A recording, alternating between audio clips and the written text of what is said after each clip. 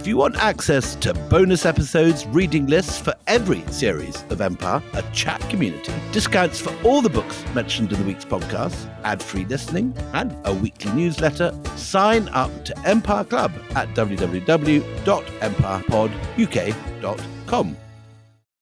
Life is full of things to manage. Your work, your family, your plans, and your treatment.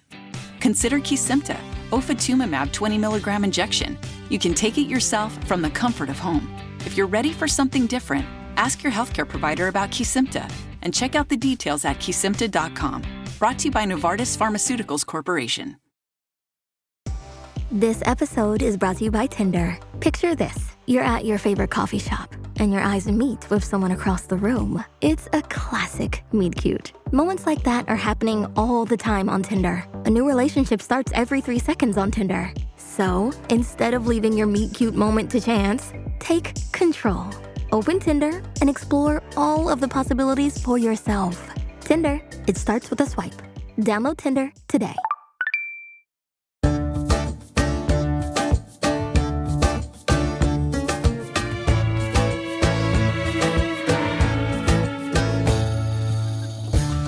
Captain Richard Robinson's last voyage had not gone exactly to plan.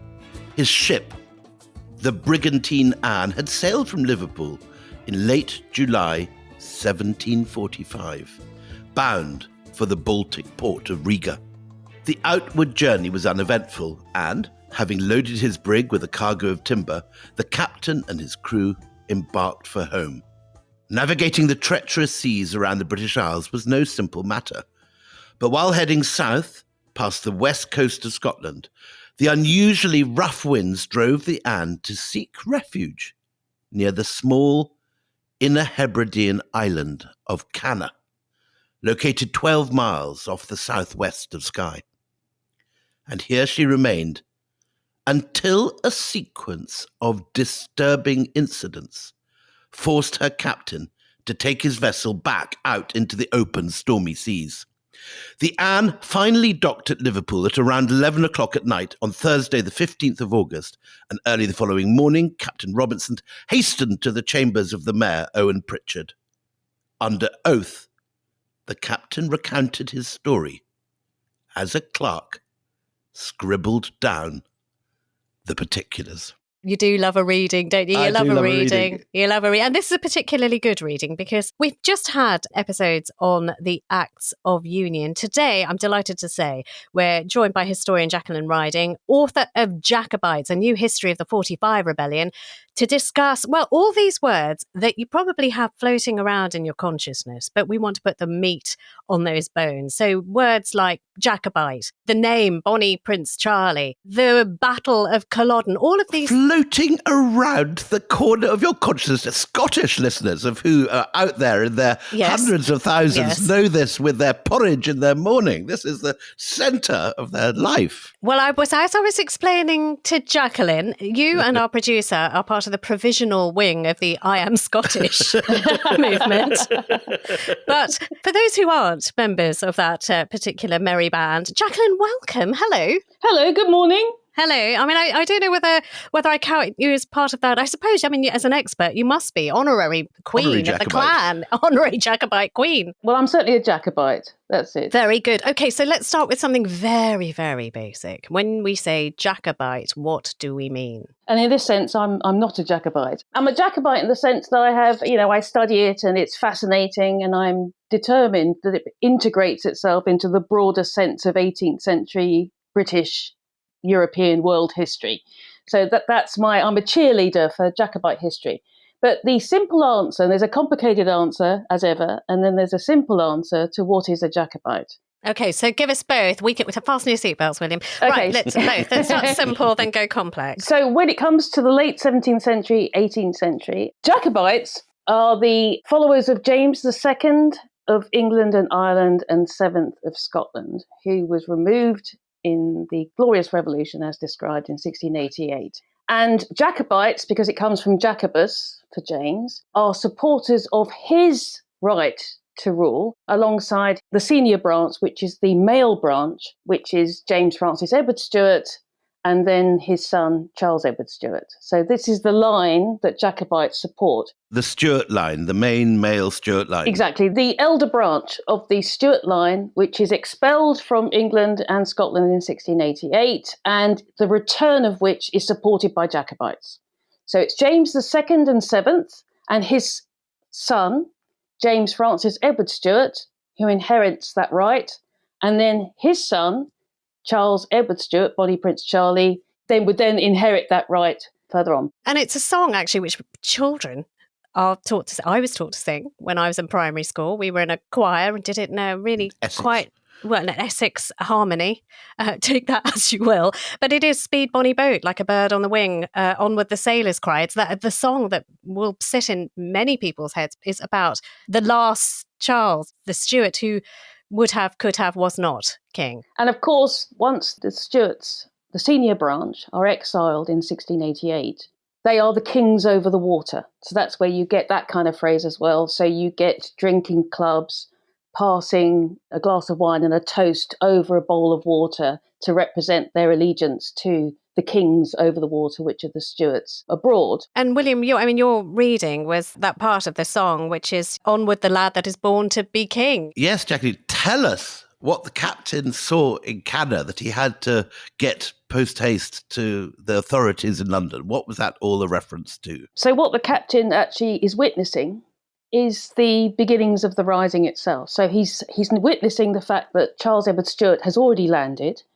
Now, to an extent, there were rumours, as you can imagine, had been coming to London over the previous few weeks since Charles had actually landed on the 23rd of July. So this is just before the ship's captain actually has to go into the area of the Inner Hebrides. So he has landed for several weeks, but there have been rumours, but this is bona fide first-hand witness statement from somebody who happened across it, goes to Liverpool, tells him exactly what he's seen, which is that there's men starting to arm, there's money coming in, there's clansmen joining the cause of this tall, handsome young man who everyone calls Prince Charles and this, that, the other. That's what he witnesses. So it's first-hand witness statement from somebody who has no skin in the game, which then directly gets sent overnight to London, fast-tracked, and that's what the British government hears. Right, okay, so that is one hell of a teaser, and that's what we're going to be examining over the next 2 episodes. Let's go right back. Let's go right back. So you mentioned James II, who is sort of the start of this, as Scots would say, legitimate claim to the British throne, which could have changed everything. Scots. Could have changed Some Scots. Very good. Some Scots say, which would have, completely reshaped or differently shaped Britain that then became the empire that we know. Who was James II? And why did he matter? And why was he controversial as well? He was a controversial figure. So James II is the brother of Charles II and his heir, because Charles II, despite shagging about... On a magnificent scale, we should say. On a global, steroid-driven scale, didn't produce a legitimate heir. So eventually it becomes obvious that, in fact, James II and VII is going to be the King of England, Ireland and Scotland. Okay, and just on that, James II and VII, how can somebody be James II and VII at the same time? Can you just explain that? Well, the one thing you've absolutely got to realise, because this is why the whole thing gets complicated, that what you've got to realise is that, in fact, Scotland and England and Ireland are 3 separate kingdoms, 3 separate parliaments. They are not united. We share a British Isles, but we are not united. That doesn't happen officially until the Acts of Union in 1707. And even then, Ireland is still separate, has a separate parliament to what then becomes Great Britain in 1707. The crowns have been united under a single monarch since 1603. So that's the uniting of the crowns.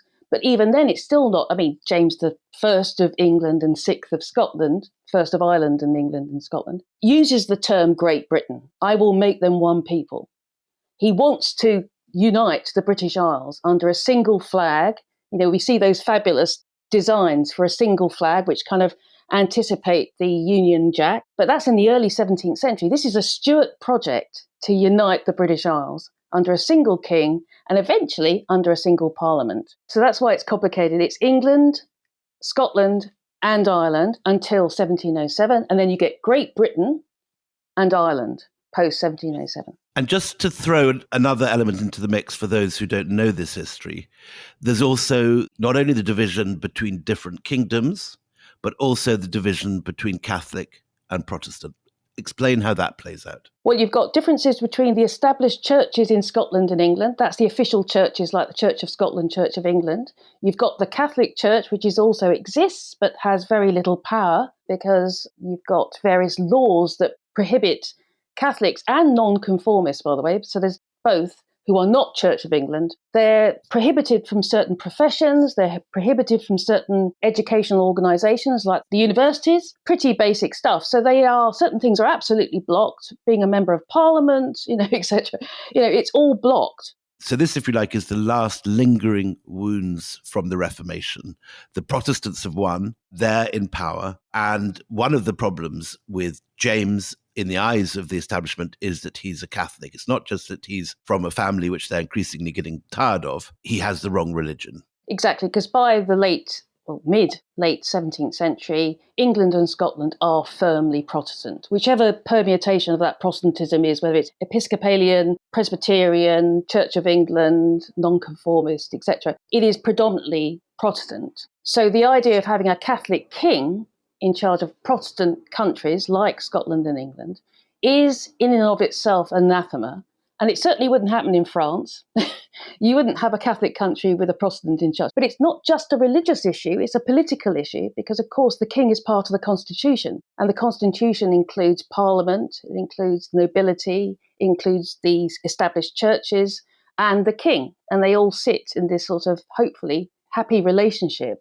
And if you have a king who is Catholic and wanting to emancipate the Catholics within a country which is predominantly Protestant, then suddenly you've got not just a religious issue, but it's actually a political and a social issue as well. So what to us would look like a completely natural, obvious declaration of human rights, that Catholics and nonconformists can go to university, can stand for parliament, are equal in every way to other people in the country, is at this period a highly controversial view for the king to hold. It is. And of course, Charles II and James II were both exiled together in France, which is where James starts to find an empathy and eventually converts to Catholicism. Before that point, he would have been seen as a Protestant. We know that Charles II was also sympathetic and empathetic to the Roman Catholic religion and possibly converted on his deathbed.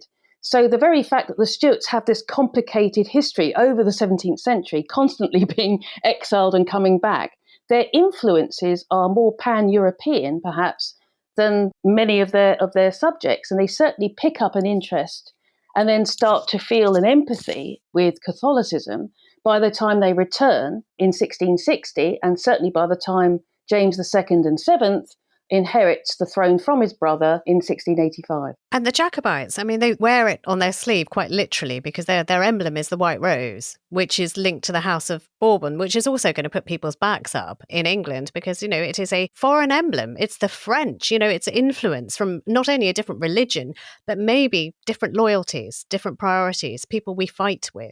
Exactly. I mean, the whole religious affiliation with other countries, when you're perpetually at war with one particular country, which is France, which is the mega state of Europe.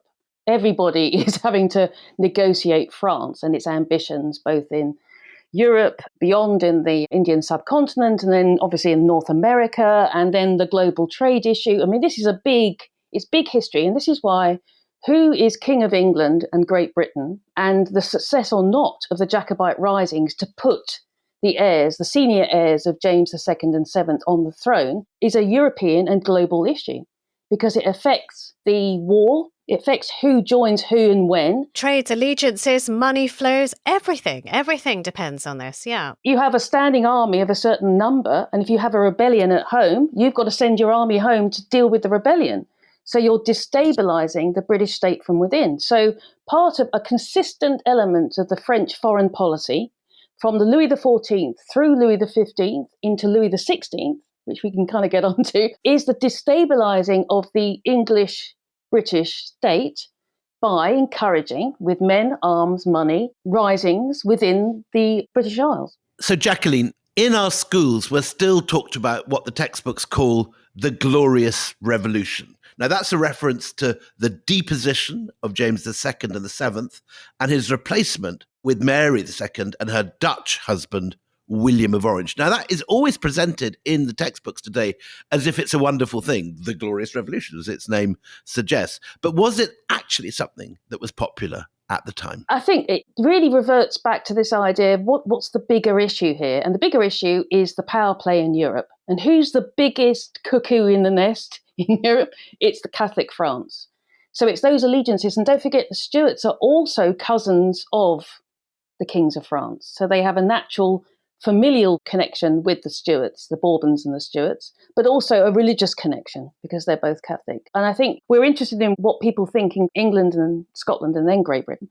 But to a vast degree, it's what is France willing to do on their behalf? And that's the issue. Who's supporting who? Yeah, who's pulling the strings? You know, if you do have a Stuart on the throne and he's beholden to the owners of the White Rose, the House of Bourbon, then, you know, who exactly is running our country? I can see that. Did they call it the Glorious Revolution at the time, or is that a moniker that was attached later? And what did people in the rest of Europe call it? I mean, I think it was called the Glorious Revolution because it was seen as bloodless, and it was glorious because they got rid of James relatively quickly and sort of seamlessly, although, of course, that's not the case because what then triggers is a whole load of military risings.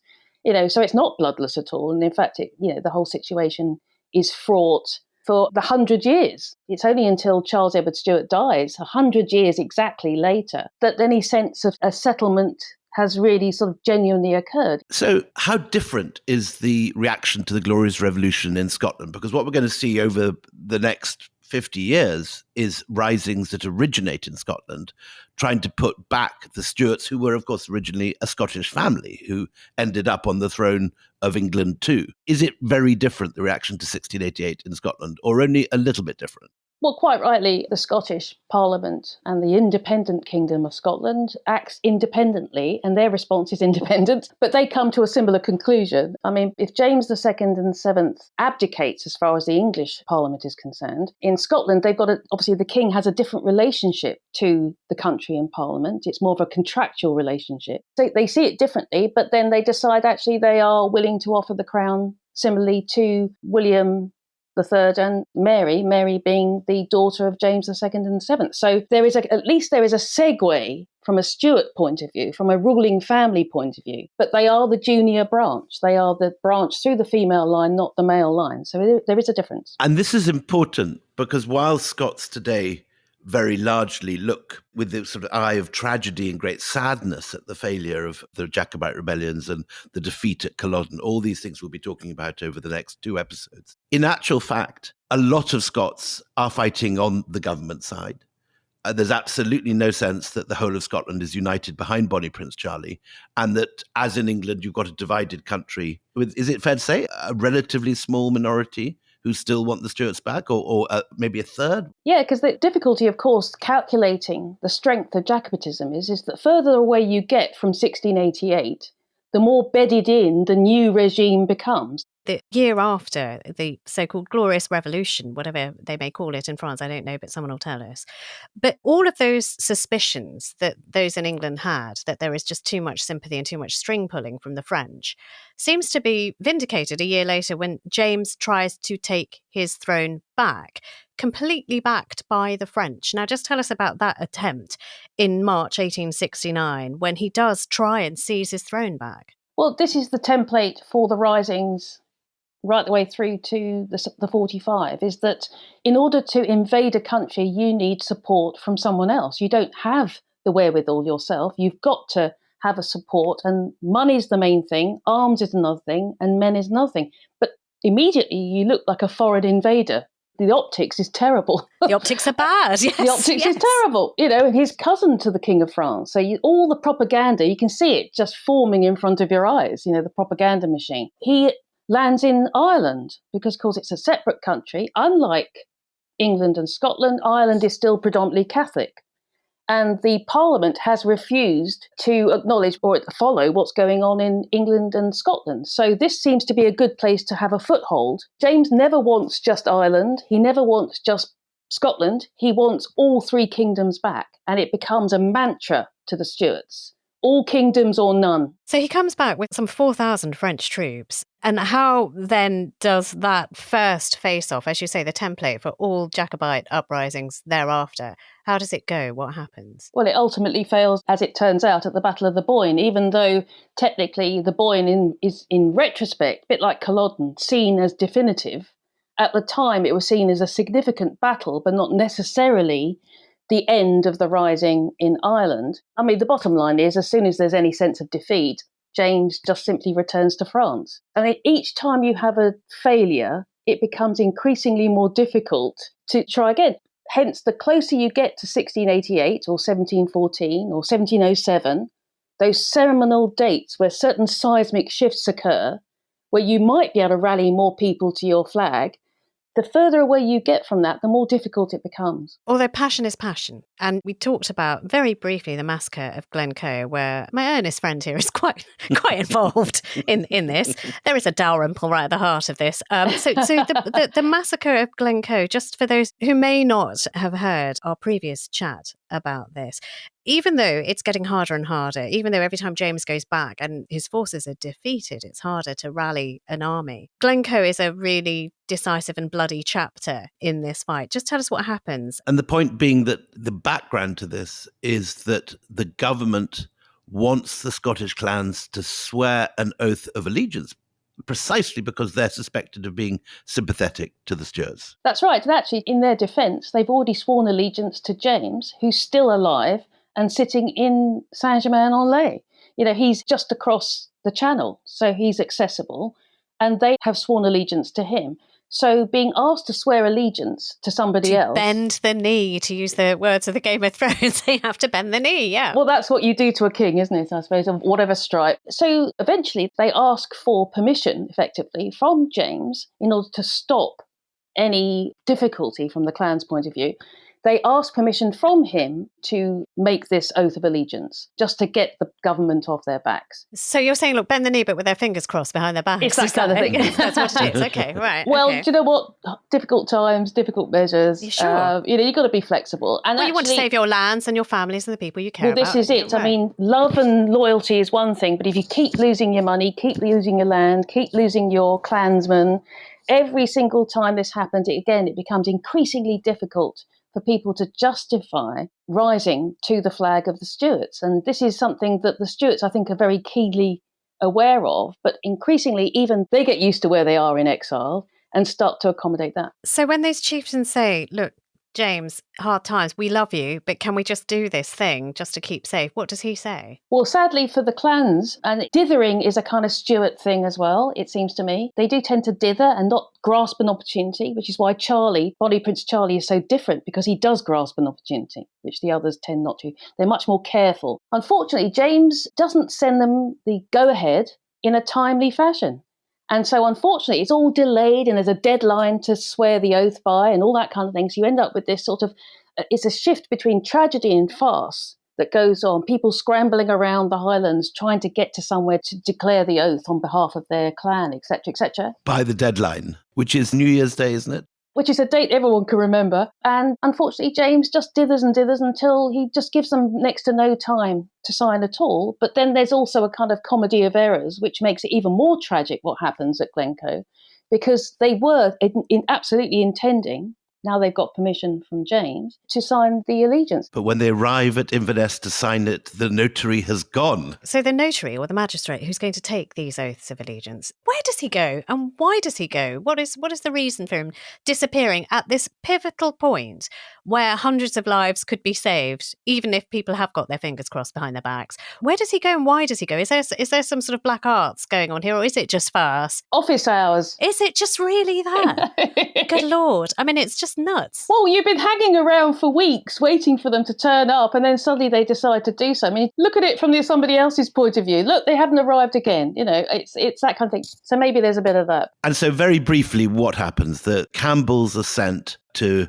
take retribution against the MacDonalds of Glencoe, but rather than just marching in and attacking them, they do this terrible betrayal of hospitality by staying with them and then falling on them in the night. I mean, you missed out the fact that Sir John Dalrymple, the Secretary of State for Scotland, tells them to do this terrible, nefarious thing. He William? doesn't tell them to stay with them and sleep with their women and drink their whiskey. But, all right, okay. Have you been paying penance ever since? I once had a very, very crappy car that had a habit of breaking down, and there was one awful moment when it very nearly broke down in Glencoe, and I only had a credit card, and I thought, with your name down. That's hilarious. Oh, that's very funny. It's not a great day, I have to say, for Drumpel. No, It's not. No. It's a very tragic moment. But the bottom line is that this is a combination of, as you said, I think about 30 or so people actually die, which is, it's significant. I once had this conversation with an Afghan who was asking me about the Massacre of Glencoe, having been told by Rory Stuart, I'm ashamed to say, that my family were responsible for this. And he was very dismissive. He said, a massacre? Only 30 people in Afghanistan? We call that a car crash, he said. Yeah. Can I also say, thanks, Rory. Isn't he a friend of yours? Rory's been doing this for a while. Rory, delightful. I know you're up to this. Well, he's obviously being encouraged by Alistair Campbell. Obviously. Okay, well, Campbell is my side of the battle. Yeah. But the result, whether this is an Afghan car crash or a serious massacre, 30 people, it sends a message. And as a result of the massacre, is it the case that all the other reluctant or waiting for a memo chieftains, with the memo that doesn't come from James, do they then rush to sign their allegiance? Well, I think, vast majority already have. So I think because they've already had that message from James, I don't know whether there's anyone left, but what the key thing about Glencoe is exactly what Willie's just said. The idea that you actually massacre people that you've had their hospitality is the first thing. So it's on a human level, it's desperately unpleasant. And on a clansman, sort of clan culture level, it's desperately unpleasant. But the key to it, of course, is that it rallies people to the flag because it's a shocking event. It's shocking, it's hard-hearted, it's unpleasant on so many levels. And hence, it becomes a rallying flag for the Jacobite movement. Jacqueline, we're longing to get to the Great 45 Rebellion, but very quickly tell us and take us through the first Jacobite rebellion, as it's called in the textbooks. James II and VII is dead. His son is now leading the Jacobites, the man that the English textbooks call the Old Pretender. Now, tell us about that. Well, there's one in 1708.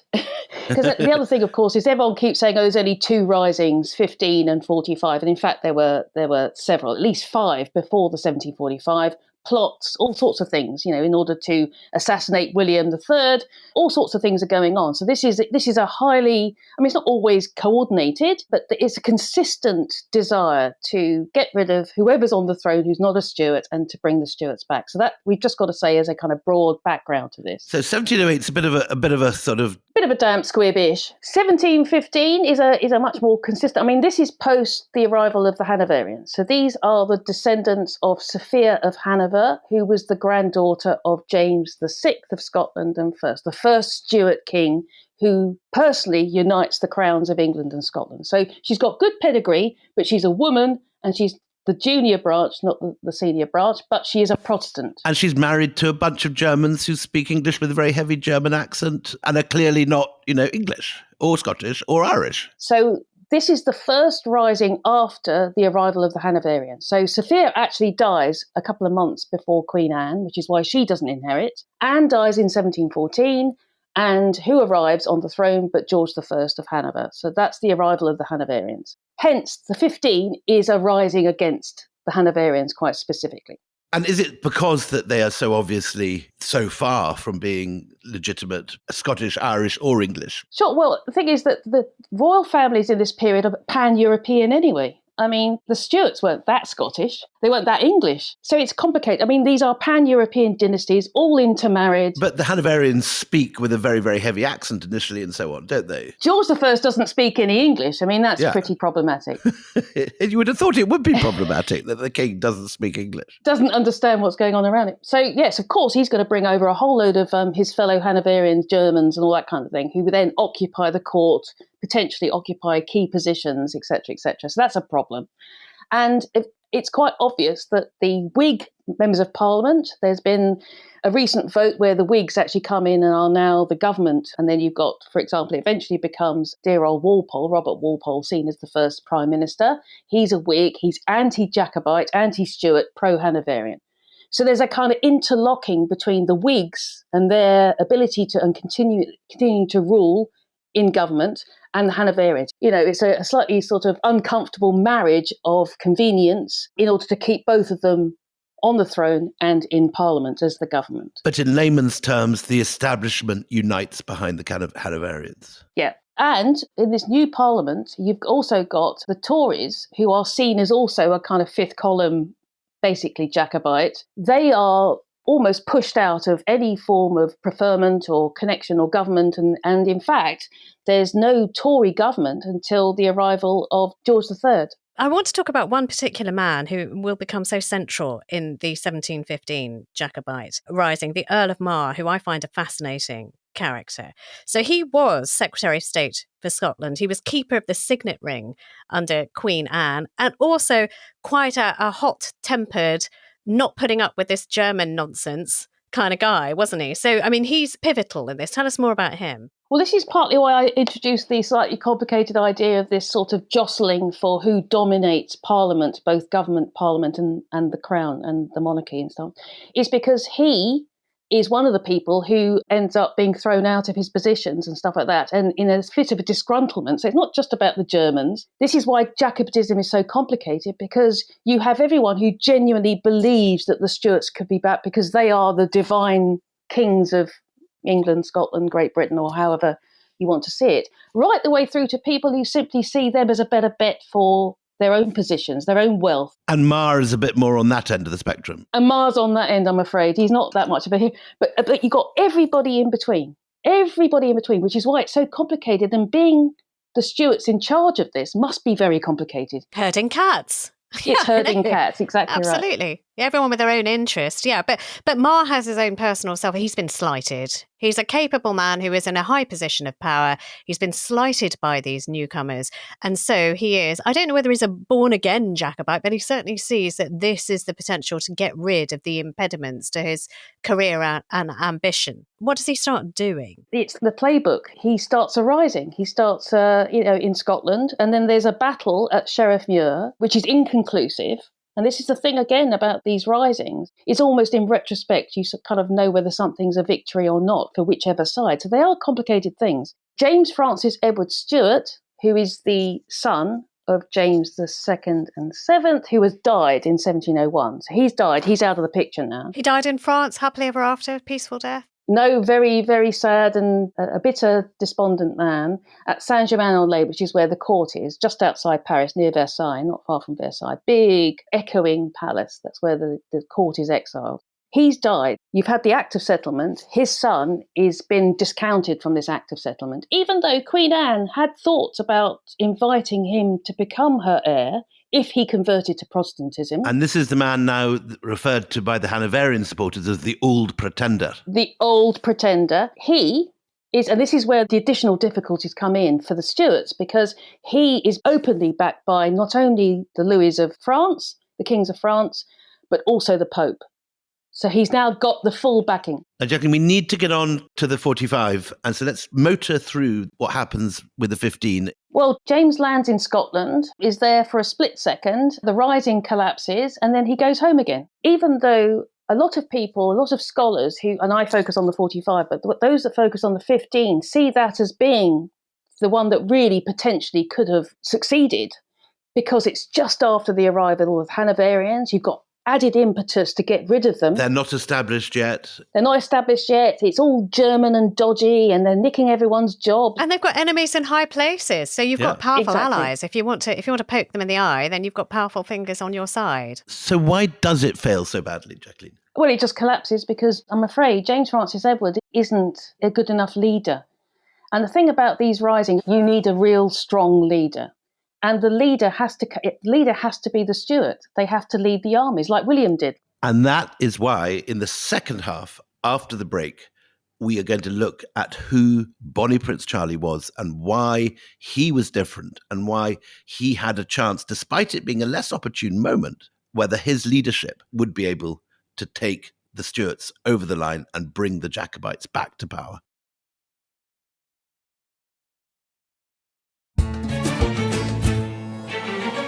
Welcome back. So we're now heading towards the great 45 uprising. And at the helm of that is Bonnie Prince Charlie. Tell us, Jacqueline, who he was. And give us an image of the man, because I grew up with, very romantic stories of this beautiful young man heroically leading an uprising. And then yet you hear later that he ends up as this disappointing, sozzled old man who's drunk and hopeless. And so there are two very different versions of him. Where do you stand? What is he like? Tell us all about him. That's not a bad summary, actually. Exactly. Well, he's brought up like any prince of the Ancien Regime in Rome. This is where the Jacobite court moves from near Paris and then moves to Rome in 1719. Why do they do that, out of interest? They get kicked out. Every time there's been there's a problem and there's a treaty signed, the Stuarts get kicked out of wherever they are. And of course, there was a rising in 1719. And James Francis Edward, that rising fails, and he ends up in Rome. He's offered somewhere to live in Rome. So the Pope is now looking at the Vatican. The Pope is now looking after the Stuarts. He still gets a pension from France, but he's now in Rome, which makes a rising even more difficult. It also presumably makes Protestants all the more suspicious of the Stuarts. We're sort of living in the Popish shadow, yeah. Exactly right. The propaganda machine whirs up because he's now at the centre of Catholicism. But is he young, beautiful? I mean, I've seen some of the portraits. He's very beautiful looking, like a sort of porcelain skin, rosebud lips, these sort of very sad, longing eyes that he has in portraits, Well, these Stuarts are quite handsome. They have these beautiful brown eyes, not James II and VII, but they do have these rather attractive brown eyes. Charles Edward Stuart has auburn hair and brown eyes, so he has almost a kind of Elizabeth I, who of course is an ancestor. He has that kind of colouring. He has the dark brown eyes and the sort of auburn hair, which is very attractive. He's born in 1720. He's raised as a prince of the Ancien Regime, so both physically he enjoys hunting and shooting. He's very energetic, very athletic. He's not so academic, and I think one of the big mistakes that his father makes is to indulge that lack of interest in the sort of more the theoretical about military campaigns, about leadership and monarchy and royalty and what your role is, and learning more about Great Britain, the country he feels destined, alongside his father, to rule. He doesn't seem to have that much deep information. And of course, they're isolated in this court as well. So there's good things about him. He is attractive. He is tall. He looks gorgeous on horseback. He dances very well. He dances brilliantly. He has all these. He plays instruments. He's very musical. 3 languages, French, Italian, English. English, yeah. A fine cellist, I hear. Yeah, viol de gamba, exactly. They had regular concerts and they are seen as very attractive. And when the various sort of members of the gentry and wealthy individuals do their grand tour, which is a thing in the 17th and 18th century, do their grand tour, the destination is always Rome because of the ruins and the art and the Vatican and Michelangelo and all that kind of thing. And the Stuarts are there acting effectively as the embassy for any Briton that turns up in Rome. So they have lots of contacts, but they are in exile hundreds of miles away from the country that they see as being their divine right to rule. There's a rather nice moment when they go to Venice, isn't there? And he charms everybody, and the English get in a terrific fuss and sort of cut off relations with the Venetian Republic. Well, everywhere he goes, he is a bit of a star performer, in that sense. He's and there is that sort of allure of somebody, that tragedy is quite attractive, but also the potential, because he's young. Unlike his father's starting to, I think, the further down the line it gets, the more he's getting used to being in Rome. He has the dignity of being a leading Catholic in Rome. He gets to appoint, or at least put forward, people for the College of Cardinals, which means he has some influence over who becomes Pope. And that's quite beguiling for a leading Catholic. It gives you status and all that kind of thing. So he's starting to ease, himself, as this is the father, ease himself into life in Rome. Charles's brother, Henry Benedict, eventually becomes a cardinal. Another rather beautiful young man. There are portraits of him, isn't he? Very handsome young man. They're both, the two of them together are very attractive children and very attractive young adults. And people are naturally attracted to them. They become the life and soul of the various carnivals in Rome or Venice or wherever it is. They love dancing, they love parties and all that kind of thing. So that's the good thing, because that's the shop front is rather attractive and brilliant. Meanwhile, back in London, you've got the dear old Georges. Who are stolid. The dad doesn't speak English at all. The son speaks with a heavy German accent. And these guys are rock stars. Well, it says brat first versus caviar. Can I just ask, with Charles himself, does he feel Scottish? Has he got a Scottish nationalist pride? Does he call himself, indeed, when people from the Grand Tour come and meet him, I am Charles, I am Scottish? What is the link? Well, no, because these Stuarts, bearing in mind Charles II and James II were born in London, these Stuarts see themselves as the rightful kings of all three nations.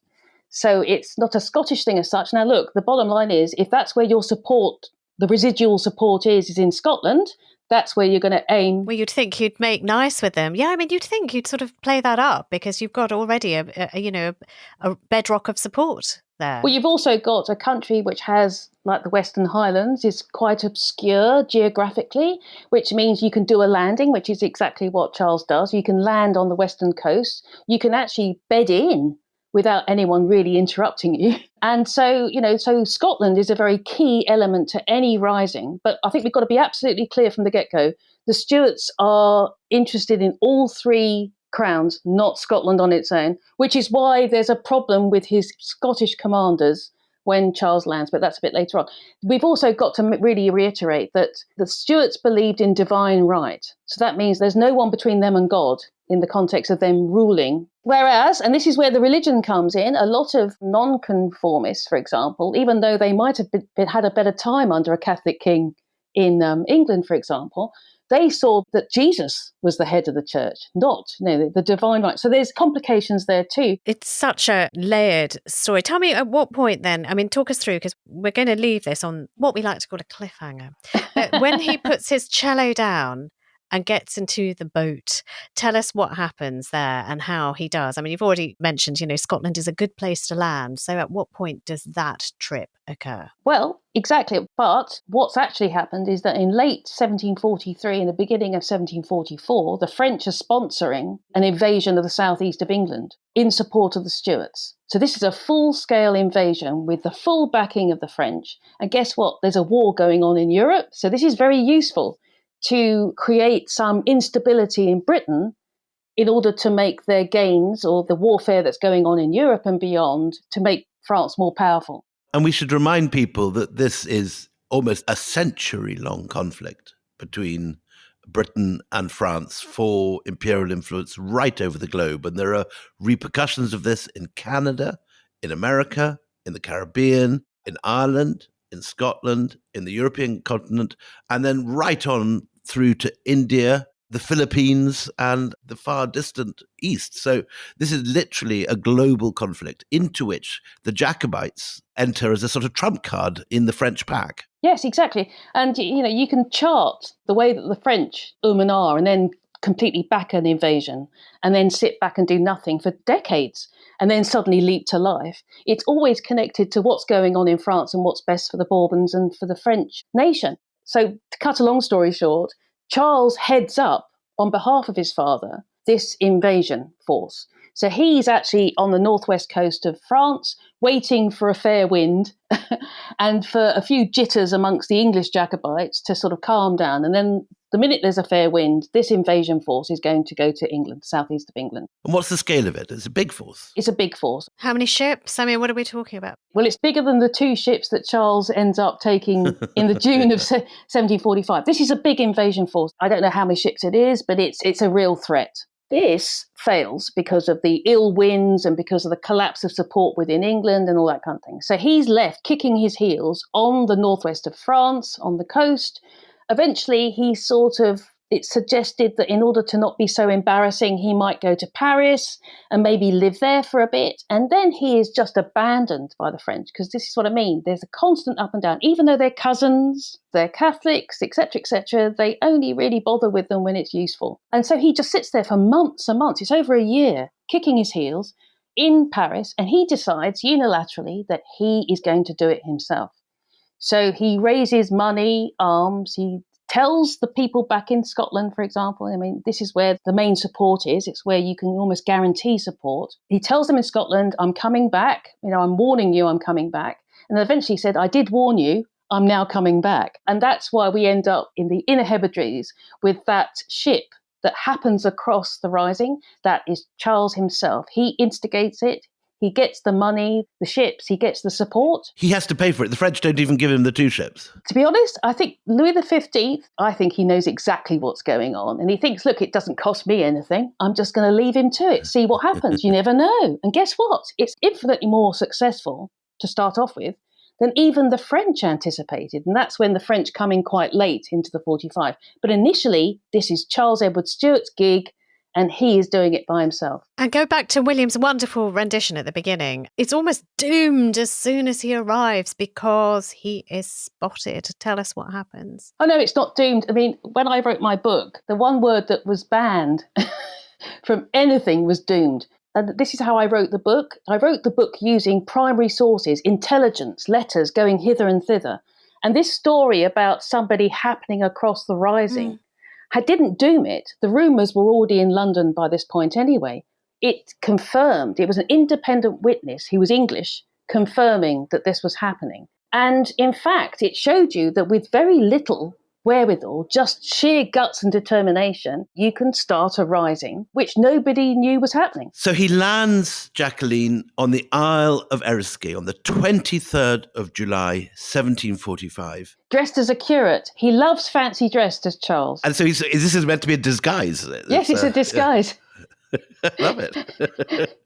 And he manages to get a few troops together and a little backing in the Hebrides, and then he lands on the mainland. Take us to this great moment when he raises the standard at Glenfinnan. Those who don't know this, it's this magnificent lochside position where there's a great monument today. And it's one of the most sort of resonant places in the Highlands. And all Scots go there and weep for the Stuarts and the hopes of the Rising.